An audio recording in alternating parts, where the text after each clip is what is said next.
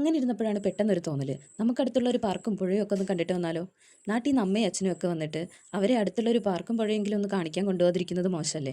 Auto നോക്കിയിട്ടൊന്നും ഞങ്ങൾക്ക് കിട്ടിയില്ല. പിന്നെ കുറച്ച് അങ്ങോട്ട് നടന്നപ്പോൾ ഞങ്ങൾക്ക് ഓട്ടോ കിട്ടിയേ. പക്ഷേ രസമുണ്ടായിരുന്നു. ആ കുറച്ച് നേരത്തെ നടപ്പാണെങ്കിലും എല്ലാവരും കൂടി ആയപ്പോൾ നല്ല രസമുണ്ടായിരുന്നു. അങ്ങനെ ഞങ്ങൾ ആദ്യം പോയത് പുഴയിലേക്കാണ് കേട്ടോ. പിന്നെ ഞങ്ങൾ ഓരോ ഐസ്ക്രീമൊക്കെ വാങ്ങി അവിടെ നിന്ന് കുറച്ച് ഫോട്ടോസും വീഡിയോസും ഒക്കെ എടുത്തു. ഓണം കഴിഞ്ഞു, പിന്നെ ഞായറാഴ്ച കൂടിയായിരുന്നല്ലോ. അത്യാവശ്യം നല്ല തിരക്ക് തന്നെ ഉണ്ടായിരുന്നു കേട്ടോ. ഈ ഐസ്ക്രീം കഴിക്കുന്ന സമയത്ത് വീഡിയോ എടുക്കുന്നതിനുള്ള പ്രതിഷേധം രണ്ടുപേരുടെയും മുഖത്തുണ്ടായിരുന്നു കേട്ടോ. ഈ രണ്ടുപേരുടെയും എന്ന് വെച്ചാൽ എൻ്റെ അമ്മയുടെയും എൻ്റെ അക്കയുടെയും. ഇവള് എൻ്റെ അമ്മയുടെ അനിയത്തിയുടെ മോളാണ് കേട്ടോ. പറയുമ്പോൾ ഒരു 8-9 മാസത്തിന് മൂത്തത്.